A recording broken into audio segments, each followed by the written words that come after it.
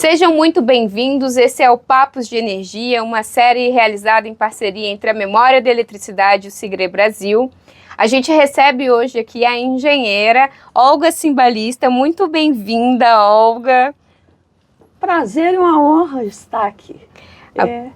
Para a gente também é uma honra enorme. Eu queria começar esse nosso papo lá no início, nas suas origens, assim, queria entender de onde você veio, qual que é a sua trajetória e como é que você chegou na engenharia. Então, vou contar uma história que ela é até um pouco engraçada para quem escuta, mas para mim não foi. Eu decidi ser engenheira em torno dos 7 anos de idade. Eu tinha uma irmã 6 anos mais velha do que eu. Minha mãe era filha única e nós duas éramos as únicas filhas dela. E o nosso avô, um dia nos chamou, estava chovendo e tal, ele então nos chamou, abriu um armário e tirou umas preciosidades, né? Moeda antiga, apito de caça.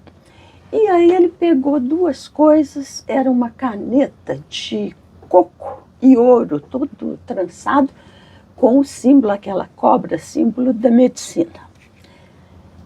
E um estojo de desenho, vocês não sabem o que é isso, Kern, que ele abriu, ele era forrado de veludo azul e tinha aquelas peças cromadas, brilhando, né?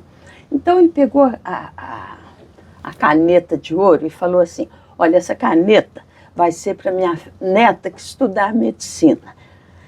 E esse estojo para minha neta que estudar engenharia. Aí minha irmã, 6 anos mais velha, rápido como quem rouba, falou, eu vou estudar medicina.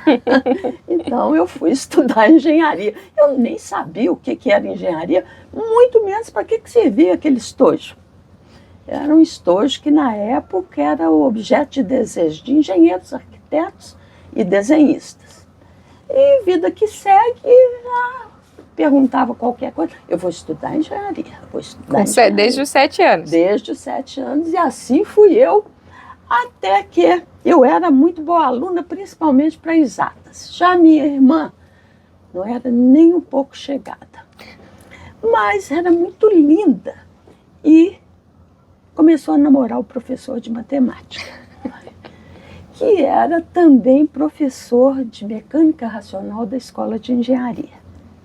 Ficaram noivos, minha família achando aquilo, porque professor de escola superior naquela época era coisa muito importante.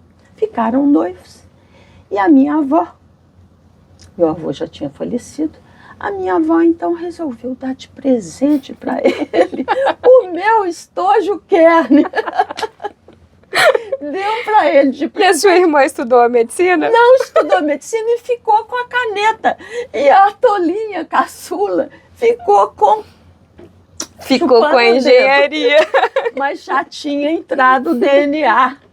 Então, eu continuei falando, vou estudar engenharia. Fui, fiz vestibular, passei. Aonde? Na Universidade Federal de Minas Gerais. Essa história começou em Minas. Começou em Minas. E quando eu dizia que ia estudar engenharia, isso nos anos 1960, as pessoas falavam, não faça isso, você não vai casar. Homem não gosta de mulher que se mete nessas coisas. E para piorar a situação, a Escola de Engenharia da Universidade Federal, ela ficava na Rua dos Guaicurus, que era a Rua do Meretrício, em Belo Horizonte. Moça de família não punha os pés lá. Bom, fui. Tive uma decepção com engenharia, porque os 2 primeiros anos, aquela coisa básica, eu já tinha estudado tudo no científico. Quase larguei. Só não larguei porque meu pai tinha um orgulho de ter uma filha que estudava engenharia. Aí eu fui. 1º, 2º ano, achando chatíssimo. Até que no 3º ano, que a gente fazia a opção, Era agrupamento A e B. O A era mecânica, eletricidade, civil. E o outro era química, metalurgia. Eu fiz o A e a minha opção era eletricidade. E o curso de eletricidade, entre outras coisas, ele ficava num prédio à parte, porque esse outro, dos outros cursos, era um edifício enorme de elevador. Esse não, era um prédio pequenininho, antigo, uma coisinha linda. E a eletricidade era uma das coisas que eu gostei no científico. Era ótica e eletricidade, que eu estudei em livros de escola superior, porque o colégio público que eu estudei, ele adotava livro de universidade. E a gente ia bem. Por isso que eu não gostei do primeiro e segundo ano, que eu já tinha visto praticamente tudo. Gostei muito do curso de elétrica. E agora, hoje aqui, na memória da eletricidade, eu estou contando a minha memória. E eu me formei no auge do milagre econômico. Éramos 3 mulheres e 100 e muitos homens. Nossa! E como é que foi esse início de carreira, assim, na engenharia, sendo mulher naquele período? Vou te contar. Eu tive 2 grandes decepções nessa época. A primeira foi, um colega me perguntou, quando a gente formar, o que você quer fazer? Eu falei, eu quero trabalhar em projetos de máquinas elétricas. Ele virou para mim e falou assim, mas a gente não faz projeto no Brasil. Vem tudo de fora. Até hoje, viu, o projeto quase todo é de fora. O segundo foi o seguinte, milagre econômico, as empresas, principalmente as grandes, elas iam nas universidades fazer o concurso lá para pegar os melhores alunos.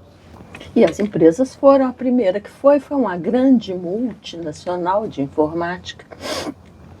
Nós 3 fizemos, as 3 mulheres e praticamente todos os homens, né? A não ser algum que já tivesse uma coisa certa. E pouco tempo depois veio o cidadão do RH para dizer o seguinte, olha, trouxe o resultado, mas eu queria dizer para vocês que a nossa empresa tem uma política de só contratar uma mulher por ano. Mas o ano passado, os 2 primeiros lugares foram do sexo feminino e nós contratamos as 2. Então, esse ano não tem vaga para mulher. Não era um indício, né, ter 2 mulheres já na primeira colocação? Uma delas foi ser diretora, essa empresa se chamava IBM. Uma delas foi ser diretora da IBM em Londres. Uau! As 2 eram fantásticas mesmo. Bom, outros casos tinham muito a ver assim, não, a gente não contrata mulher porque não tem sanitário feminino. A coisa mais comum. Quando eu fui visitar Angra 1, já na eletronuclear, a sala de controle não tinha, a área da sala de controle não tinha toalete feminino. Mas vida que segue. A terceira empresa, que também foi lá fazer concurso, nós fizemos, foi a empresa de eletricidade de Minas, que se chama CEMIG.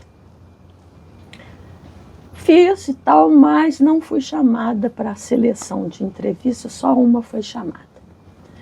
E começou a entrevista, o cidadão virou para ela e falou o seguinte, você sabe que esse cargo que você está querendo requer muitas viagens? Ela falou, sei. E você sabe que essas viagens provavelmente vão ser feitas junto com um engenheiro? Ela falou, para mim não tem problema. E você sabe que esse engenheiro pode ser casado? E a mulher dele não gostar dele viajar com uma moça nova como você? Fim da entrevista. E era isso, e não vai. Não foi contratada. Acabou a entrevista assim. Caramba! E isso eram os anos dourados. Bom, e aí o que aconteceu? Eu e essa que que o marido ia ter ciúme dela. Ficamos sabendo que tinha um Instituto de Pesquisa Federal que ia fazer um concurso para um mestrado em Ciências e Técnicas Nucleares, que eu nem sabia o que era isso, e que pedia conhecimentos de cálculo, física, língua estrangeira, sem entrevista. Eu falei, eu vou. Ela também foi, fizemos, passamos, e era a Comissão Nacional de Energia Nuclear, em parceria com a Universidade Federal de Minas Gerais. A comissão fazia esse concurso porque ela só contratava pessoal com mestrado ou doutorado. Olha, aquilo para mim foi uma maravilha, né? Porque eu tinha um filho pequeno, meu filho nasceu, eu estava no 5º ano de engenharia. Caramba! Ele nasceu numa quarta-feira, no sábado eu estava fazendo prova, né? Maluca. E a vida que seguiu. Você fez engenharia e casou, então? Então conseguia? Casei com um advogado, para a ira dos meus colegas. Casar com um advogado. Diziam que mulher que fizesse engenharia aí naquele local. Casei com um advogado. Estudante de direito, não era advogado ainda. E você é estudante de engenharia naquela época? Aí fizemos o concurso, passei e eu fiz esse mestrado em tempo recorde. Foi uma coisa assim, menos de 2 anos, defendi tese, fui contratada. Um belo dia, pouco depois de eu ter sido contratada, o diretor de Ciência e Tecnologia, que é a sede da empresa, porque esse instituto, nessa ocasião, era subordinado à Nuclebras. E esse diretor era um coronel da reserva, que raramente punha os pés lá. E ele foi fazer uma visita, o meu orientador, que era chefe do laboratório de termohidráulica, virou para ele e falou assim, Torcilos, essa aqui é aquela moça que eu falei, que defendeu em tempo recorde e tal.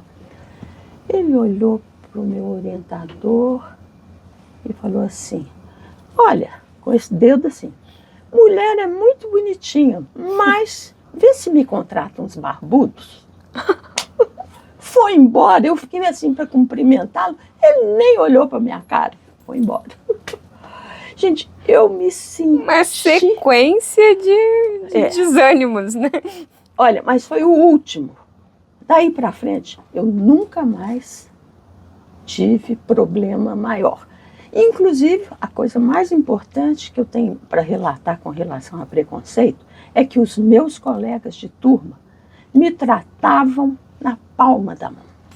Então, quando eu fiquei grávida, que nem cabia na carteira aquela barriga, que era aquela carteira escolar, né, que era o assento com a mesa na frente, olha, eles me tratavam, mas foi assim que começou. E esse setor nuclear abriu as portas do mundo para mim, em vários segmentos. Essa é a segunda etapa aqui nessa nossa entrevista, era como, né, chegou o nuclear na sua história, você contou aqui um pouco, e vamos falar um pouco desse seu pioneirismo agora nessa área. O pioneirismo na engenharia, pelo que eu vi, né? Na engenharia, muito mais do que no setor nuclear.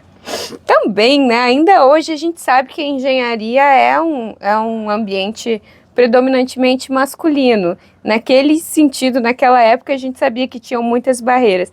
E você é considerada uma pioneira também na energia nuclear. Eu queria entender os projetos, como é que você desempenhou, enfim, contar um pouco mais dessa trajetória nuclear. Depois daquele choque atômico, né, que eu tive, depois eu vou te contar um pouco das mulheres atômicas, que hoje foi até publicado. A Tânia Malheiros publicou no blog dela um artigo que eu escrevi sobre as mulheres atômicas.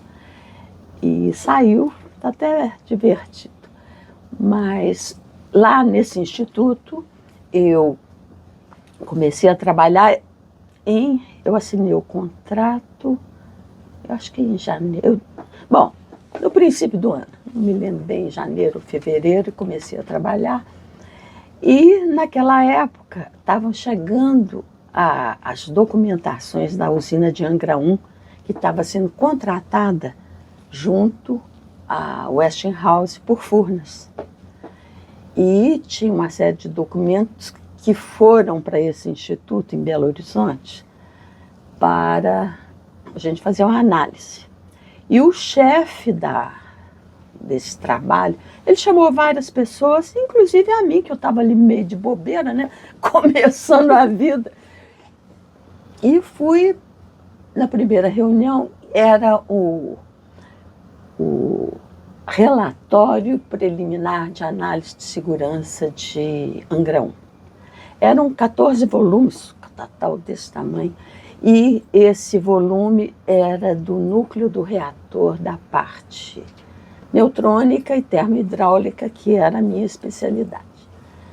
E na primeira reunião, eles explicaram o que era, que o primeiro trabalho era ver se o que estava ali estava de acordo com o receituário pedido pela Comissão Nacional de Energia Nuclear.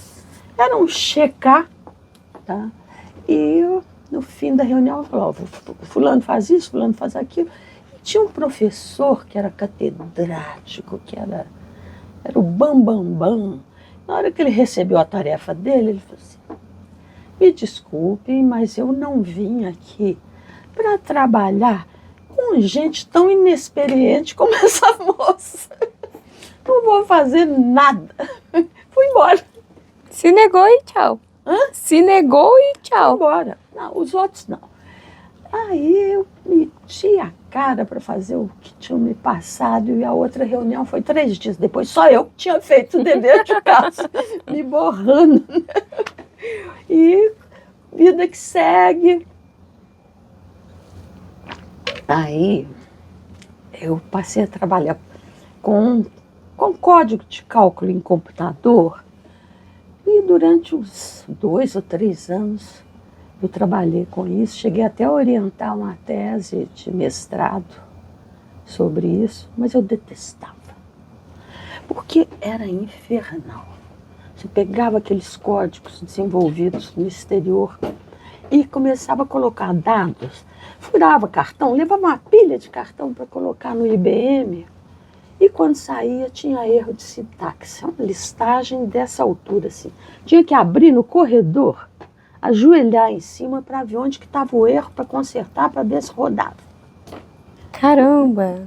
Infernal, detestava. Fiquei uns 2 ou 3 anos até que um dia eu falei, não é isso que eu quero. E isso tudo na Nucleobras já? Não, isso no Instituto de Pesquisas Radioativas, IPR, que atualmente se chama CDTN, que é o Centro de Desenvolvimento da Tecnologia Nuclear em Belo Horizonte. Ainda bem. Que a Comissão Nacional de Energia Nuclear, naquela época, tinha 3 institutos. Um em Minas, um no Rio e em São Paulo. Uhum. Passei para uma área de experimentos. Era um grande laboratório onde se fazia simulação da operação de reator.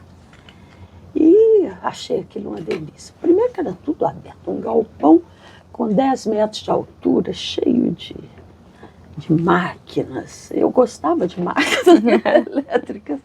E fui para lá. E foi na época da assinatura do acordo nuclear Brasil-Alemanha. E dentro do acordo tinha uma parcela de cooperação Brasil-Alemanha para treinar os brasileiros em coisas que eles não sabiam, de usina nuclear, enriquecimento de urânio, fabricação de combustível, equipamentos pesados. Então, teve uma contratação de engenheiros recém-formados que iriam trabalhar na empresa de engenharia. E eles foram para a Alemanha, deve ter sido quantos? Uns 50, 60, em etapas diferentes. Lá a primeira coisa que eles fizeram foi curso de alemão. Uhum. E se especializaram, depois voltaram para trabalhar nessa empresa nuclear. E outras áreas. E lá do nosso instituto também eu fui. Eu tinha um estágio para fazer num instituto de pesquisas alemão para rever um projeto que eu tinha feito de um simulador do elemento combustível nuclear, que eu levei para rever lá, ver se estava direito e tal. Só que aquele tal diretor, que gostava muito de mim, falou o seguinte: olha, só vai para a Alemanha quem estiver falando alemão. Se não falar alemão, não vai. E ninguém falava alemão. Mal. Eu falava francês porque eu estudei na Aliança, sabia um pouquinho de inglês, tá, mas alemão não tinha ninguém. E eram 16 pessoas lá do Instituto que iriam fazer estágio. Então, eles contrataram um curso do Goethe Institut de alemão. E a gente começou a ter aula lá, eram 8 horas de aula por dia. 8 horas? 8 horas de aula por dia. O intensivão do alemão. Todos os dias da semana, durante quase 6 meses. E primeira aula, eu achei que fosse chegar lá, fosse um professor, falar que livro que era para comprar. Entrou um alemão de sapato duro e falou: Guten Tag. E só falou alemão, eu não entendia nada. Porque tinha uns que já tinham feito cursinho de alemão e tal. Mas tinha uns 4 que nunca tinham tido contato. Nada. E foi. Vida que segue, meu Deus, que sofrimento. Todo dia tinha prova e todo dia tinha que decorar um diálogo e falar em pé lá na frente com o coleguinha, depois trocava os personagens. Eu decorei 78 diálogos. Você ainda lembra? Lembro. Eu tenho eles lá em casa até hoje. O marcador somático aqui. Não, mas você sabe, foi a melhor coisa que eu cheguei na Alemanha. Eu passei... Primeiro que eu passei em primeiro lugar nessa turma. E segundo, que a gente passou a entender. Quando eu voltei para o trabalho, eu fui estudar a parte técnica, porque eu não aprendi vocabulário nenhum da área técnica. E fiquei uns 4 meses só estudando artigo técnico de alemão. Fui para a Alemanha, cheguei lá falando aquelas minhas frases prontas, assim, os diálogos decorados. Fiquei lá, fiz o estágio, foi muito bom para mim. E como é que era? Esse Instituto de Pesquisas, foi um instituto que desenvolveu o primeiro navio nuclear do mundo, chamado Otto Hahn. E era, basicamente, tudo do navio tinha sido desenvolvido nesse centro. Mas eu não tinha nada a ver com isso, né? Navio, eu tinha ido lá para ver a parte de reator nuclear. Mas eram vários prédios, tinha o reator, tinha isso, tinha aquilo, mas eles me colocaram num prédio dos marinheiros do navio. E era um pessoal muito engraçado. Toda sexta-feira tinha uma festa na sala de um, era aniversário de um e tal. Bebiam, olha, uma coisa espantosa. No laboratório que eu fazia estágio também, o pessoal trabalhava de avental com a garrafa de cerveja no bolso. Eu falei, puxa, mas era uma coisa. Mas essa turma de escritório, não. Eles tomavam era uísque, coisa pesada, droga pesada. Cantava parabéns, acabou e ia embora. Um dia, me chamavam sempre, eu ia, achava a maior delícia, né? Sexta-feira à tarde. Isso na Alemanha? Isso na Alemanha. Foi quanto tempo? Foram 6 meses. E como você conciliou a vida, a família aqui com esse estágio? Eu tenho um marido que ninguém tem igual. Advogado. Que não me deixou recusar a proposta de ir e falou, eu fico. Minha mãe e meu pai foram para minha casa e cuidaram. Aí eu já tinha 2 filhos, né? O menino que nasceu na escola e a menina que nasceu depois, quando eu estava fazendo estágio em São Paulo, aquela barrigona também, né? No IEA, Instituto de Energia Atômica, um inverno, um frio. eu com aquela barriga. E o diretor de lá era uma mão de vaca. Então, a gente ficou num prédio que tinha um computador, que era o único que passava aqueles códigos que a gente estava usando. E não tinha papel higiênico.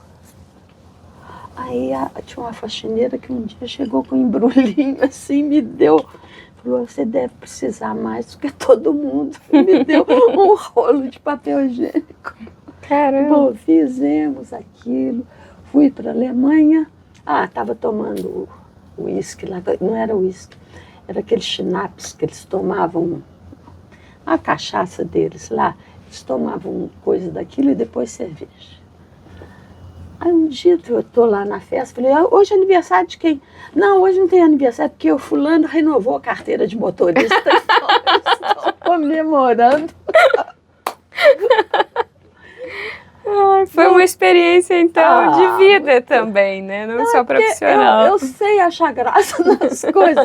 Coisa melhor para mim é uma pessoa assim que te conta história.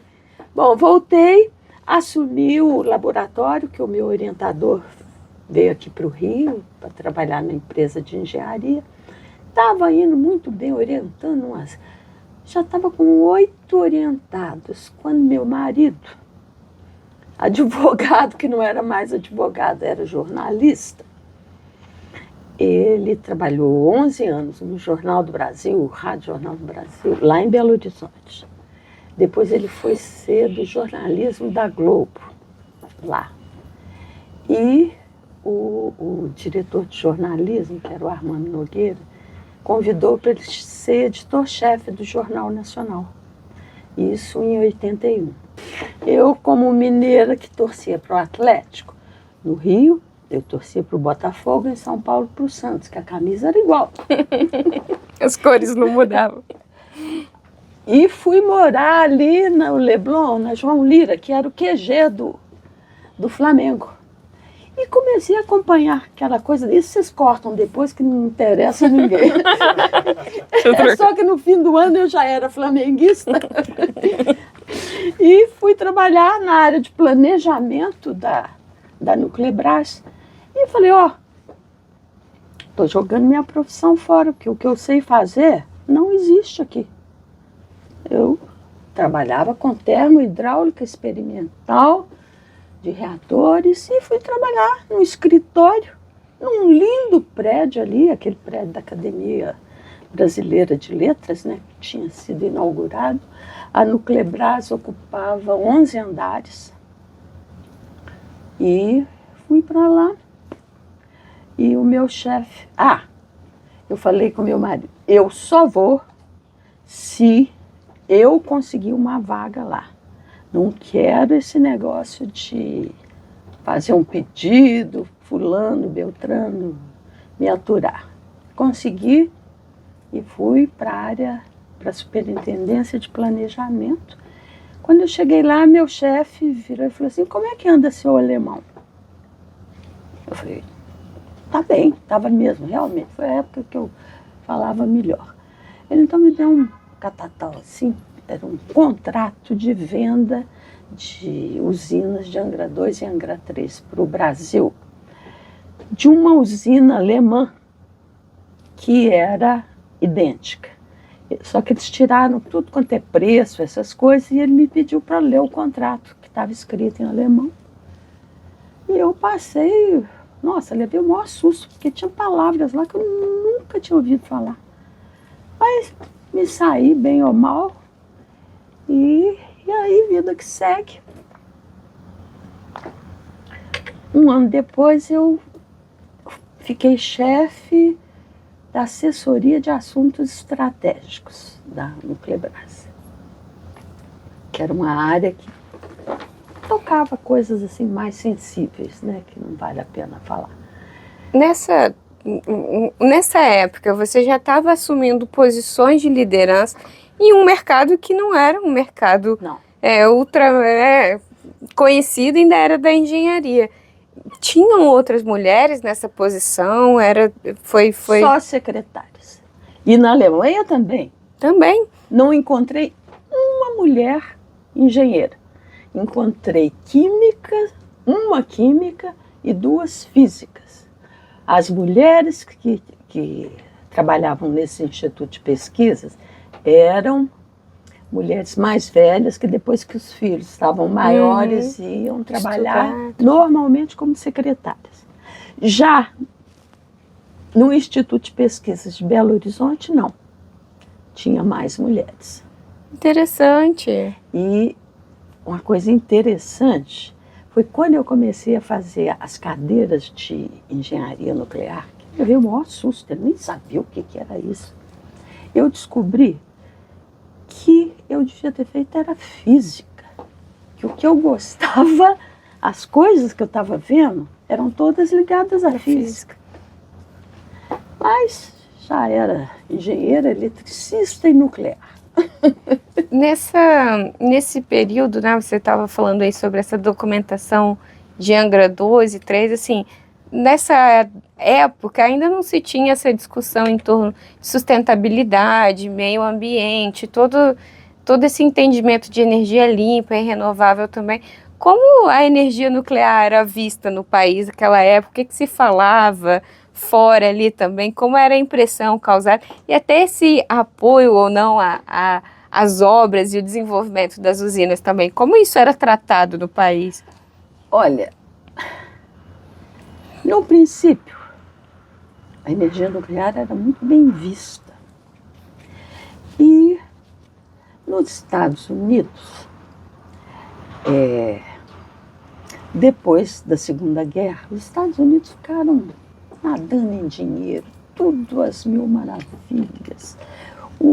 Os filhos que nasceram depois do fim da guerra, né, passaram a ser conhecidos como baby boomers, né,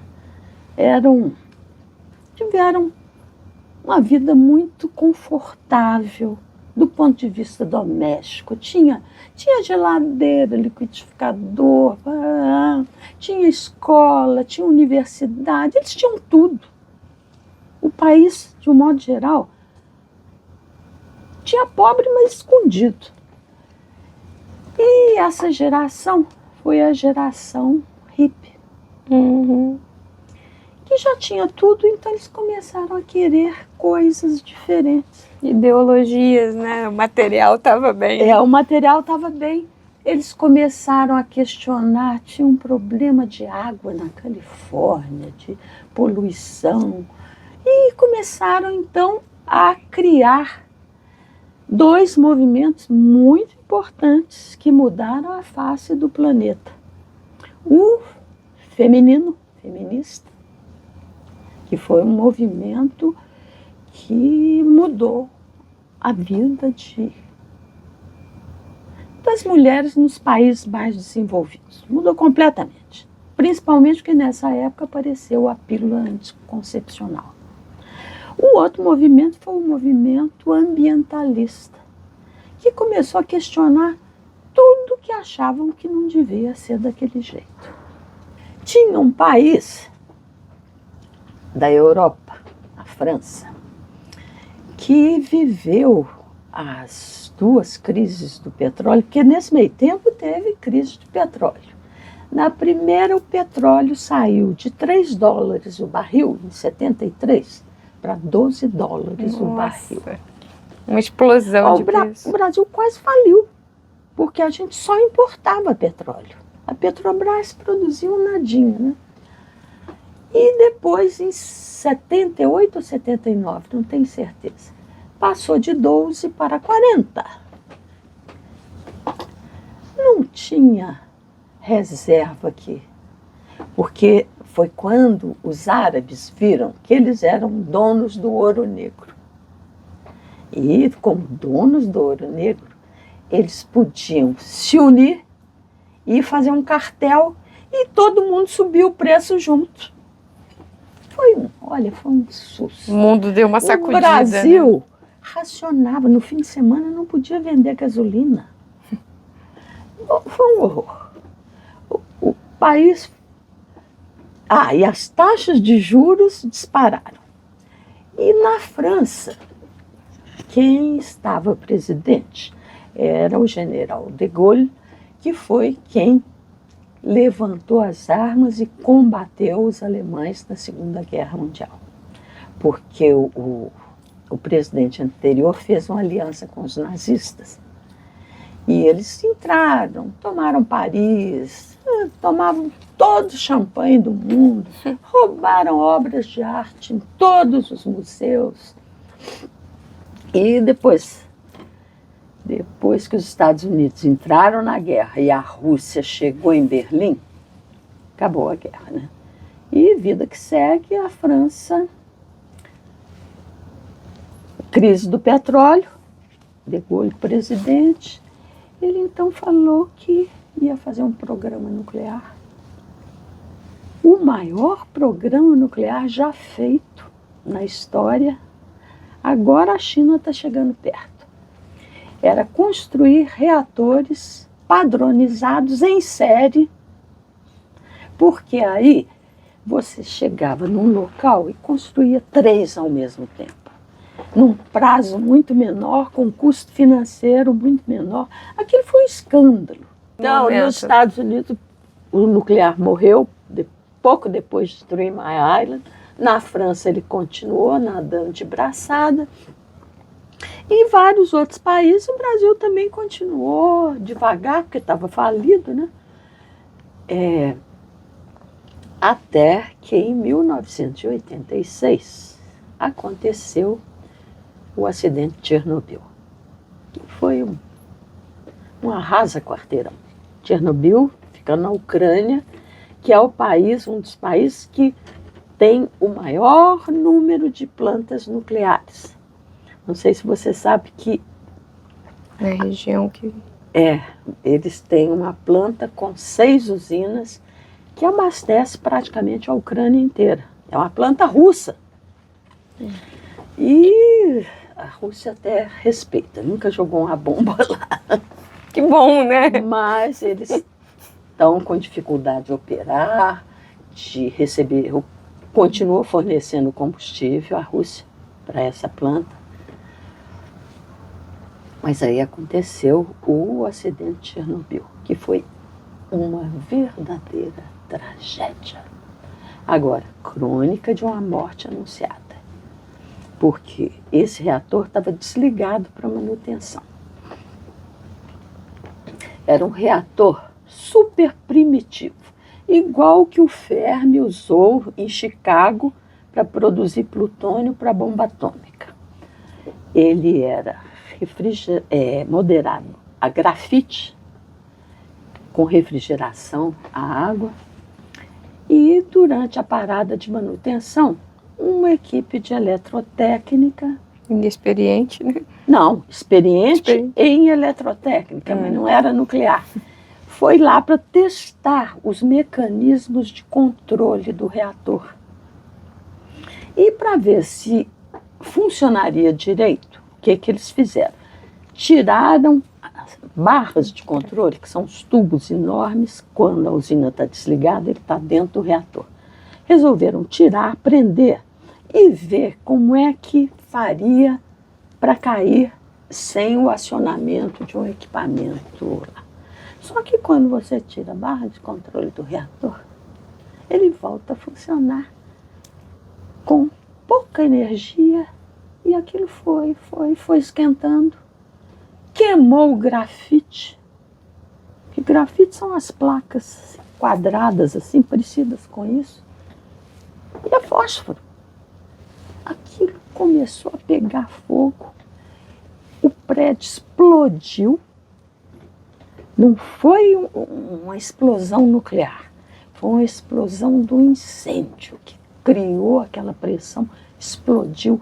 E o combustível que estava junto daquele grafite saiu e pegou aquela região toda.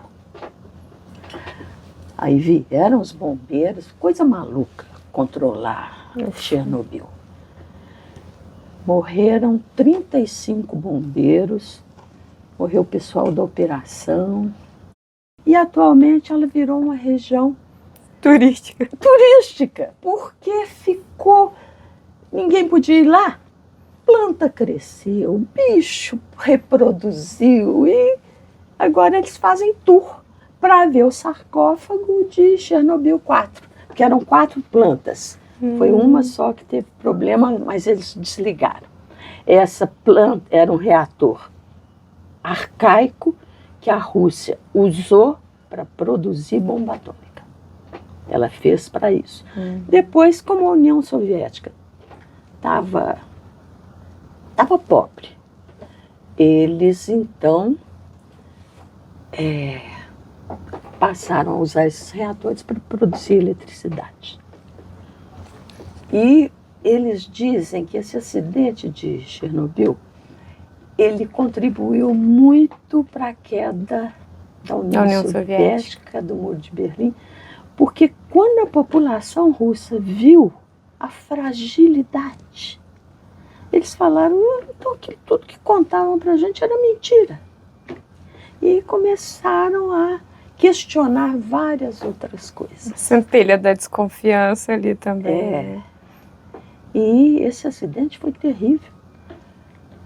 Praticamente projeto novo nuclear, muito pouco. Muito pouco. De certa maneira também foi uma propaganda negativa, né? Claro. Para a energia nuclear no mundo. Porque todo mundo lembra ainda, primeiro que os russos, porque nessa época a Ucrânia fazia parte da União Soviética. E eles teve a explosão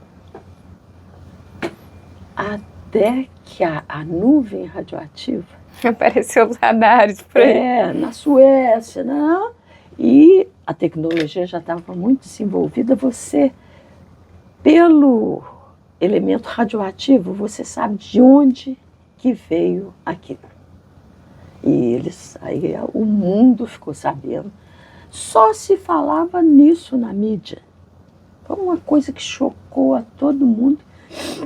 Isso foi em 1986, acho que em agosto. Então, vários programas foram cancelados. Outros não, porque tinha gente que não tinha como viver sem isso. Aqui no Brasil não se chegou a parar por isso. Parou por falta de dinheiro. Angra 3, Angra 2 ficou patinando. A Argentina não parou, México não parou, França não parou. A França só parou na hora em que a energia nuclear era responsável por 89% da eletricidade do país. Uau! E tinham várias hidráulicas, tinha usinas de carvão que eles fecharam por causa de poluição. A Alemanha, que era a mãe dos nossos reatores e que tinha a melhor tecnologia nuclear do mundo, continuou, mas não construiu novas. A Rússia continuou, Japão continuou, mas no ritmo Inglaterra, até que 86. 15 anos depois, teve o acidente de Fukushima. 2011. 2011 foi o ano que eu fui ser diretora de Furnas. E o acidente de Fukushima, ele foi um acidente que foi consequência de 2 fenômenos que nunca acontecem juntos. Um terremoto, eu acho que na escala 8 ou 9. Um terremoto e um tsunami que arrasou tudo. Tudo. Não ficou uma linha de transmissão, não ficou nada. E a usina de Fukushima, eram 4 usinas igual a outra, mas só uma que foi atingida por essas ondas. E o problema foi o seguinte, é que o sistema de alimentação de segurança dessa planta, ele ficava num nível mais baixo, que as ondas do tsunami destruíram. Então ela ficou sem uma alimentação de emergência. E com o tempo teve liberação de radiação que ficou restrita lá dentro. Mas o interessante de Fukushima foi o seguinte, foi a única coisa que ficou em pé naquela região. Tudo mais foi destruído. Não tinha estrada, não tinha aeroporto, não tinha casa, não tinha nada. Só a planta. Mas o sistema de alimentação de emergência de baterias foi destruído e eles ficaram sem essa iluminação de emergência. Então a usina acabou sendo, eles conseguiram desligar, mas ela ficou imprestável.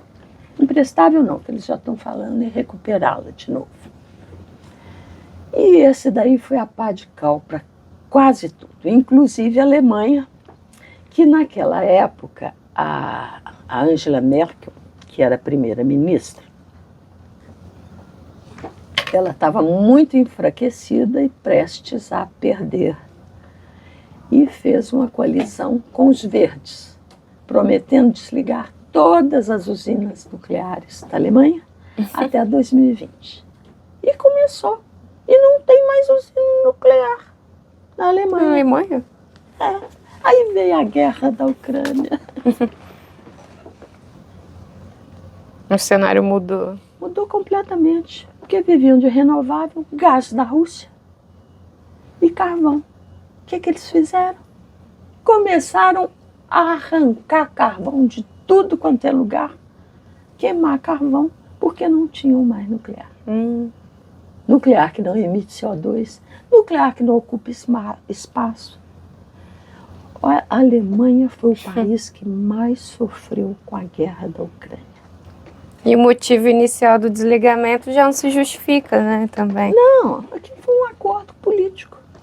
As melhores plantas nucleares do mundo. E aí deixaram de receber o gás da Rússia. A Europa quase toda, por imposição americana, que os americanos estabeleceram uma série de restrições para sufocar a Rússia. Congelaram as contas bancárias. O Putin ontem falou, ó, só assina um acordo com a Ucrânia se liberarem as contas. Contas bancárias, não podia importar gás, uma série de coisas, produtos em geral. Só que a hipocrisia da guerra é uma coisa assim, fora do normal. Porque os Estados Unidos, quando pararam de construir usina, pararam de fazer combustível nuclear, porque o tal do mercado vendia muito mais barato. Então, maior frota de usinas nucleares em operação do mundo está nos Estados Unidos. São 95 plantas, responsáveis por quase 30% da eletricidade. A França tem menos, mas chegou a alimentar 89%, agora 73%. Eles fizeram outras hidrelétricas e usinas a gás, e renovável também. Então, com Fukushima, vários países fecharam e veio. A guerra da Ucrânia foi depois da pandemia, né? Recente, agora acho que tem 2, 3 anos, né? E então os Estados Unidos fizeram um acordo com a Europa para boicotar tudo relativo à Rússia.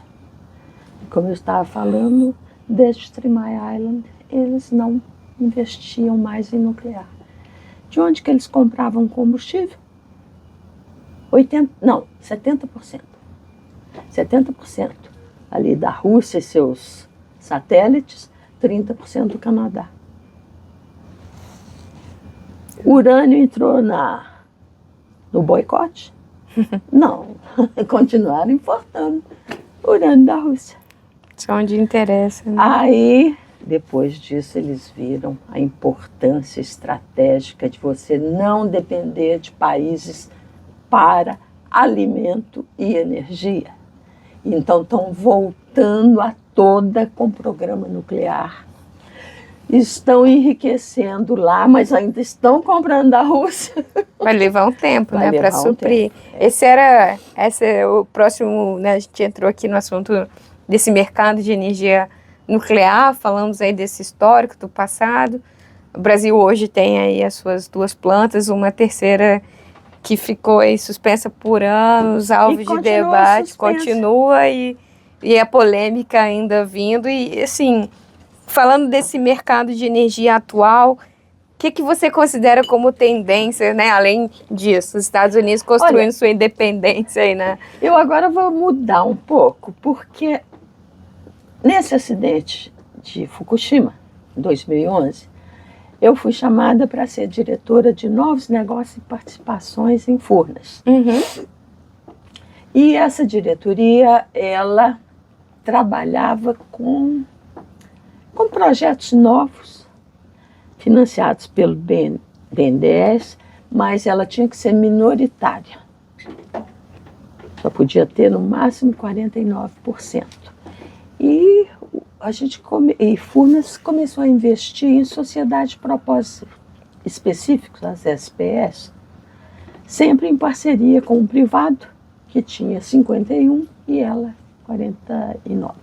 Quando eu cheguei em Furnas tinha um pouco mais de 10 SPS. Quando eu saí em 2016, eram 81.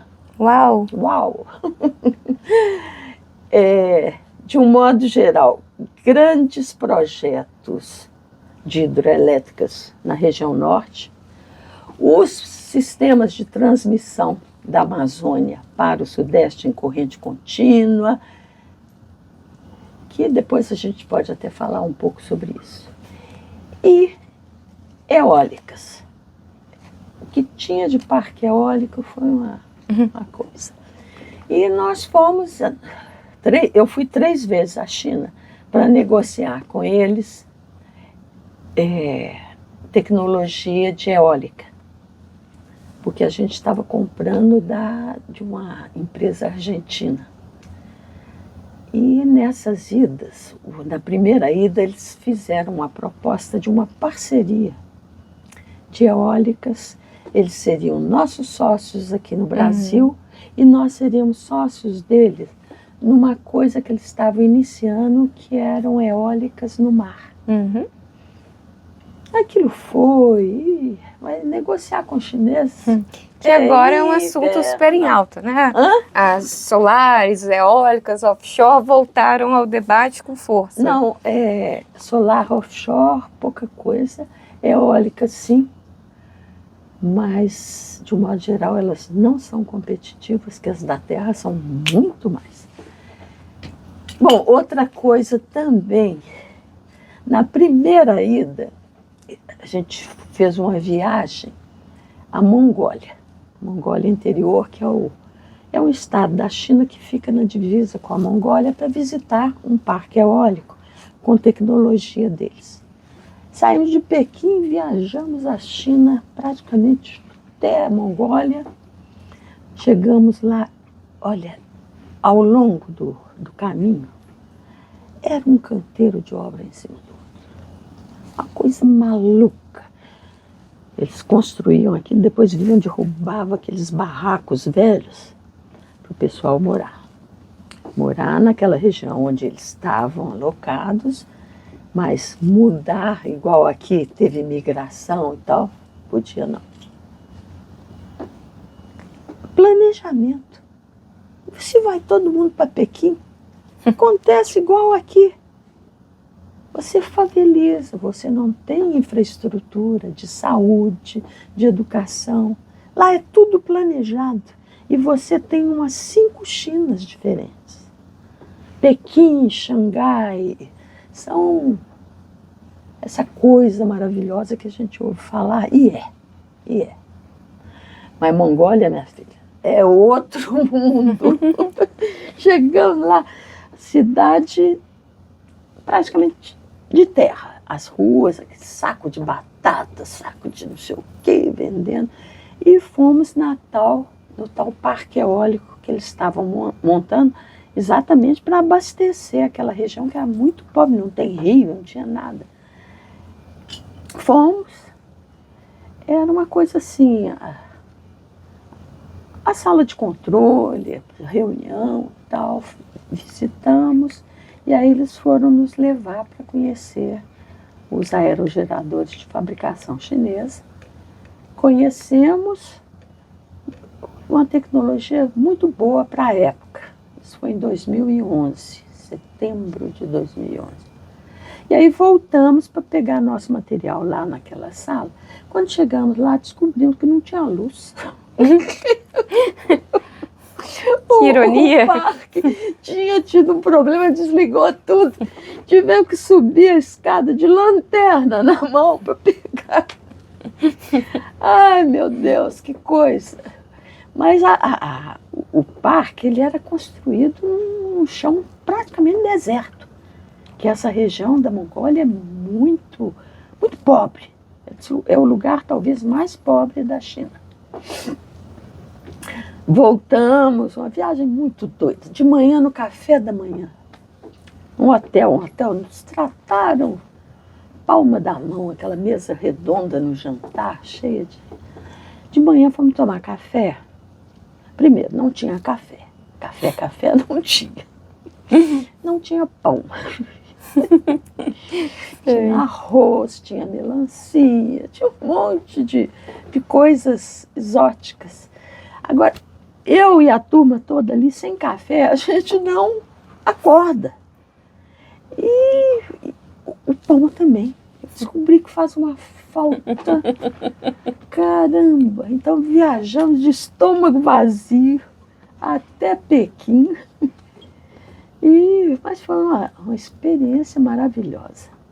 Bom, aí fomos aquela era a quinta China, quarta, fomos na terceira China, na usina de Três Gargantas, a maior hidrelétrica do planeta.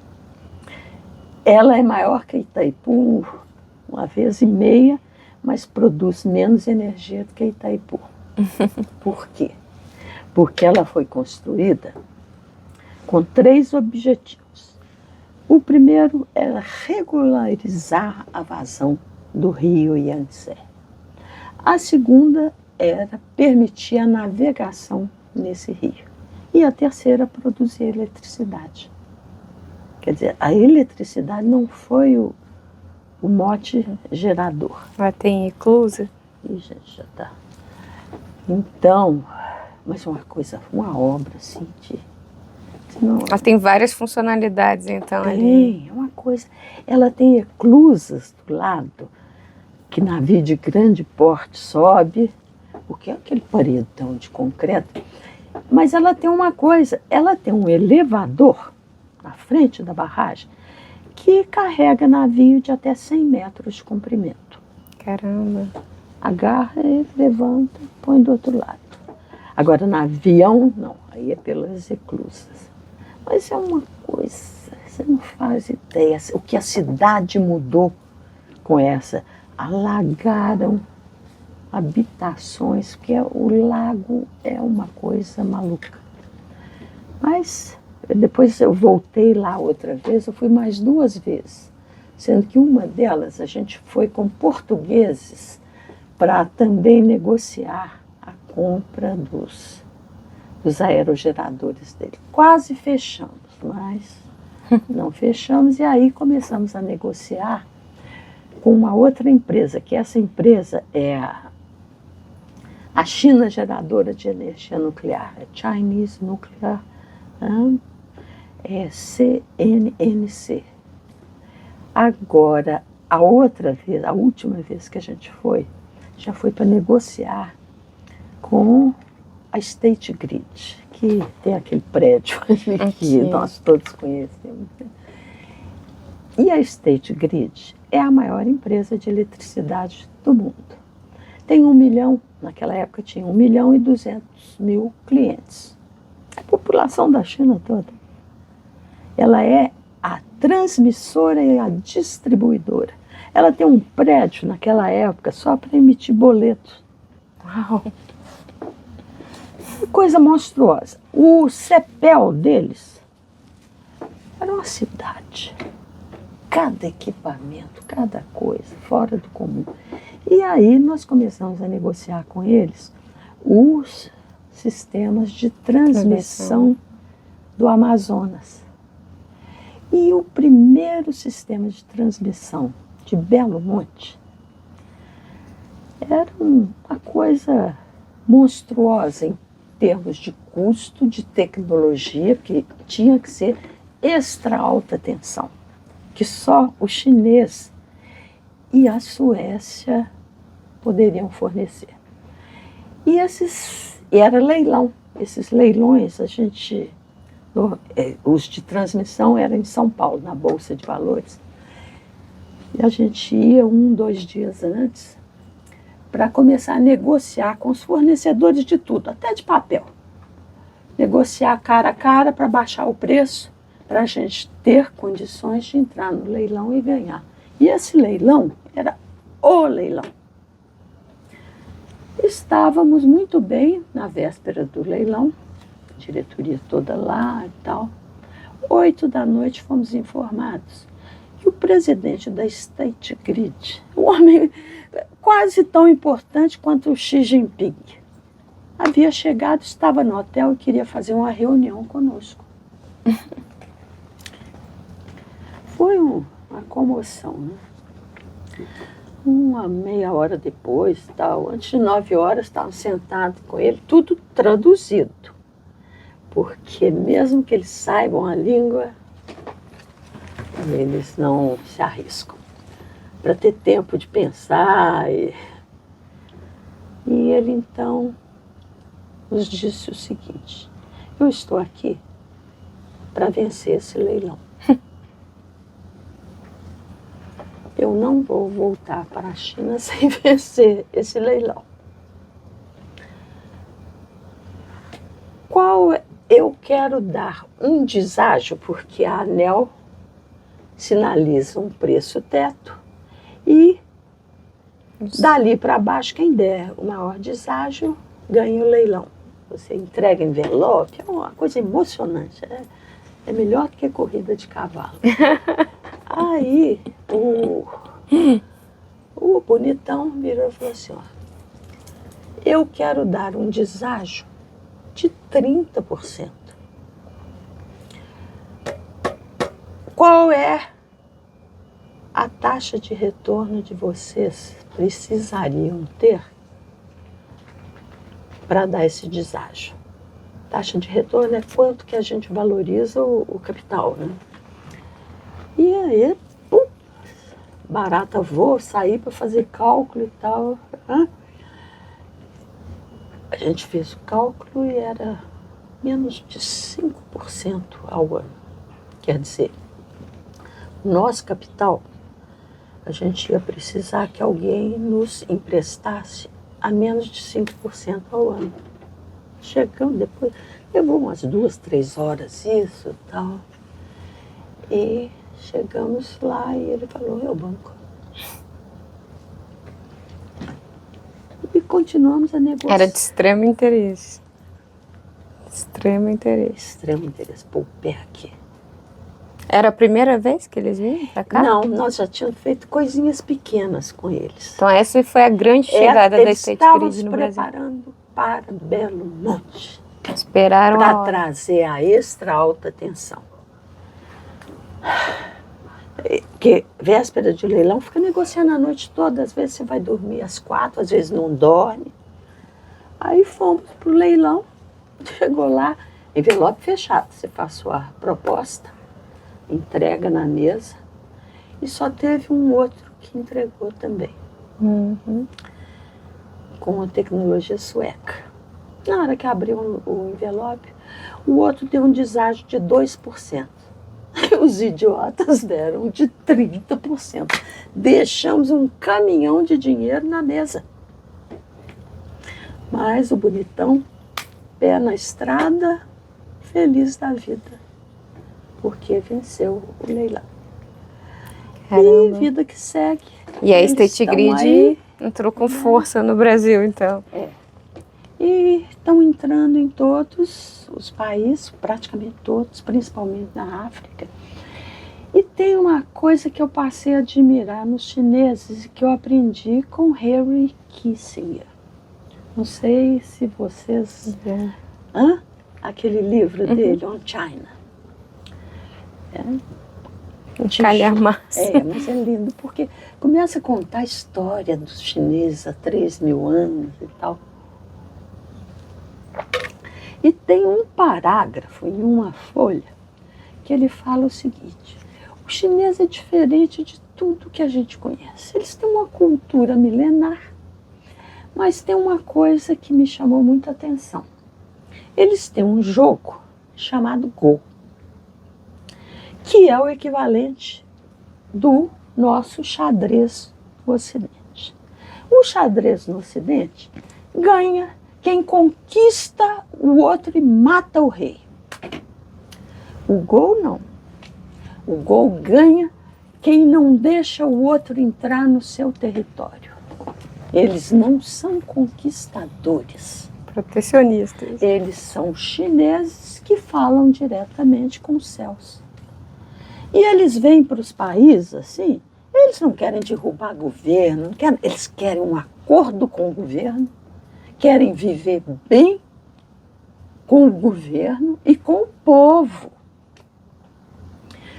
E é isso que está acontecendo com o mundo. Eles devagar estão andando e isso aguarda o mundo, porque diziam que a China, que tinha superado os Estados Unidos em consumo de energia uns 10 anos atrás, iria ultrapassar os Estados Unidos em 2030 em termos econômicos. Já superou. Estamos em 25. E a gente vai viver um admirável mundo novo. Tivemos a sorte de fazermos parte do BRICS, que é uma vantagem competitiva muito grande. Eu acredito que venha dinheiro barato para o país, para várias coisas. A visita do Xi Jinping depois aquela reunião aqui no mundo. O G20. O G20. Eu estava em Brasília, eles fecharam tudo. Que também foi feriado, né? Foi. A gente ficou. E ele foi lá, assinou 30 acordos diferentes, em praticamente todos os setores, até em termos de produção audiovisual. Uhum. Que é uma maneira da cultura também, né? Se disseminar. E é aí que a gente está. Não sei se vai ser melhor ou pior. Essa é uma pergunta aqui também para a gente, no nosso último bloco, a gente falou sobre o passado, né, da energia nuclear, sobre esse histórico. A gente tem aí uma pequena proporção da energia nuclear dentro da nossa matriz brasileira, né? Muito pequena. Você vê potencial, assim, né, além de potencial, previsão dessa expansão da nuclear no Brasil? Aqui no Brasil eu estou muito descrente. Agora o mundo todo está bombando em termos nucleares.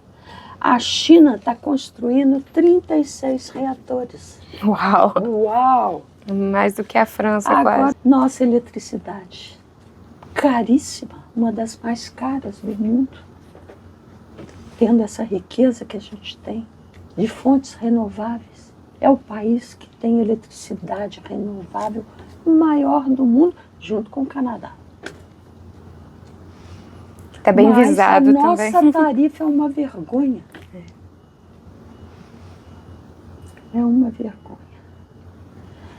Petróleo a gente está bem. Você sabe que o ano passado a maior exportação brasileira foi de petróleo, que era a agroindústria e minério. A Petrobras o ano passado bombou. O pré-sal bombou. E essa margem equatorial que eles estão falando tão mal dela, vai ser a salvação da lavoura. Um professor que foi da Petrobras, agora ele é consultor, ele falou, olha, a coisa que eu mais quero na vida é parar de fazer palestras sobre margem equatorial. Porque é a coisa mais óbvia. Primeiro, não tem nada daquilo que eles falam de coral. Não existe coral ali. E foi mostrando todas as características do local. E aí ele falou, mas não tem nenhuma empresa estrangeira lá. Porque na Guiana e no Suriname tem americanas de grande porte. Por isso é que o Greenpeace está aqui, que o Greenpeace só vai em lugar mandado. Verdade inconveniente. Mudando completamente de assunto agora. Você tem essa alma de artista. Eu vi uma entrevista sua já que você fala que você cursou engenharia junto com Belas Artes. Essa história, em que momento a arte foi e como ela ficou na sua vida? Mora comigo. Mora com... Precisei na minha casa. É um convite, eu aceito. Minha casa não tem parede mais para pôr quadro. Mas isso começou...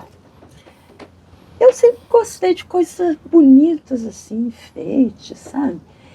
Quando eu fiz ginásio, numa época que ginásio tinha trabalhos manuais, canto, desenho e o resto todo. Latim, 4 anos. Uau! Matemática, 4 anos, eu era a primeira aluna. Mas desenho. Tinha aula de desenho numa sala grande. E tinha uma espécie de um anfiteatro e a gente ficava eram quase que pranchetas. E aprendia. Primeiro desenho geométrico, colorir, tá? E no 4º ano de ginásio, a professora ensinou para a gente perspectiva. E eu achei aquela coisa fantástica. Aquele negócio de põe o ponto morto e traça as linhas, né? Eu achei aquilo lindo. Quando chegou quase no fim do ano, ia ter formatura, que terminava no ginásio no 4º ano. Então, a professora de desenho fez um concurso para a capa do convite de formatura. E eu fiz uma rua em perspectiva, com os prédios, lâmpadas, a rua no meio e uma estudante de beca com um diploma na mão andando assim. Uau! Oh, bombou! Ganhei o concurso e gostei daquilo. E, ao mesmo tempo, eu fazia Aliança Francesa. Eu era muito garota. E fazia na aula da tarde, no fim do dia, porque o local da Aliança era no centro do Rio, um lugar difícil de ir. E a aula terminava quando meu pai terminava no serviço, ele me pegava para ir para casa. E no 2º ano da Aliança, eu devia ter uns 13 anos, não, menos, bem menos. Eu passei muito bem e ganhei um livrinho de um pintor francês chamado Bonnard. Olha, foi dos presentes que eu mais gostei na vida, mais do que meu estojo Kern. E comecei a desenhar, pintar, gostei. E fiz vestibular de engenharia porque estava no DNA, eu falei a vida toda que ia fazer, fiz. Mas fiz também para a Escola Guignard de Belas Artes, passei e ia fazendo os dois. Uau! Adorava Belas Artes. Era num local que hoje é o Palácio das Artes, em Belo Horizonte, mas era o esqueleto dele e a Escola Guignard era embaixo, chão de barro. Quando chovia, a gente tinha que sentar assim no alto porque tinha água no chão. Eu fui, adorava Guignard, adorava. Mas aí eu comecei porque as aulas eram de manhã, eu então alternava qual que eu ia matar na engenharia para fazer a Guignard. E fui. Aí quando começou lá para outubro, eu comecei a ver que eu ia levar pau na engenharia. Nunca aconteceu isso comigo na vida. Aí eu fui fazer uma autoanálise. E os meus colegas lá da Guignard, eles tinham aquele pendor, por exemplo, pegavam um lápis, olhava para mim e me desenhava. Eu não sabia fazer isso. Eu gostava de arte, mas eu não tinha aquele sangue. Aí eu falei, olha, é melhor ser uma engenheira medíocre do que um artista medíocre. E se tornou a grande... Meti a cara nos livros de cálculo, analítica, passei e abandonei a guiar. Mas nunca deixei de adorar. Eu sou o maior rato de museu no mundo todo. Olha, minha casa, feita, eu te falei, não tem parede, não tem maleiro, porque também os maleiros estão todos cheios de coisa. É isso, minha Mais uma gente. peculiaridade. Olga, muito obrigada por ter aceito o nosso convite. Ah, gostei muito. Por vir aqui compartilhar um pedacinho da sua história no setor elétrico com a gente, da sua história de vida também. Obrigada pelo seu exemplo, pela sua trajetória em nome do Sigre Brasil e da Memória da Eletricidade. Eu agradeço a sua participação e espero que seja a primeira vez que você volte aqui ainda outras vezes para a gente conversar mais. Eu tenho uma coisa que eu escrevi, tem um livro que chama Mulheres na Energia, você já viu, né? Já, a gente já recebeu aqui a Carla Kotchowski também, que participou. E lá eu escrevi sobre a minha vida e contei uma experiência que eu tive, eu devia ter menos de 3 anos, ou 3 anos, que a família da minha mãe tinha uma fazenda lá no Vale do Paraíba, uma fazenda de café. E, por exemplo, eu aprendi a nadar no tanque de lavar café, que era um negócio enorme, que quando colhia o café, jogava lá, lavava, depois jogava num terreiro enorme para secar. E isso era no inverno. E depois levava para o engenho para secar, descascar, ensacar e vender. E nas férias de inverno, que era em julho, a gente ia brincar de pular nesses montes de café, numa época que colhia a cana para fazer o açúcar mascavo e a cachaça. E tinha um alambique, que era aqueles tubinhos de cobre, e tinha um lugar que pingava uma água docinha. E eu, pequenininha, brincava toda hora, ia lá. E chupava aquela água gostosa. Chegou a tarde, a hora de tomar banho, jantar e tal, cadê eu? Minha mãe foi lá, eu estava dormindo, desacordada, num monte de café, com um bafo de cachaça na boca. E aí eu falei na entrevista, foi a minha primeira experiência com os biocombustíveis. Olha, eu detesto cachaça. Eu não tomo cachaça. Gastou tudo dessa vez. Gastei tudo dessa vez. Gente, mas a minha mãe disse que me pegou pequenininha. Quando viu aquele bafo de cachaça, eu dormi até o dia seguinte. Muito jovem esse primeiro porre.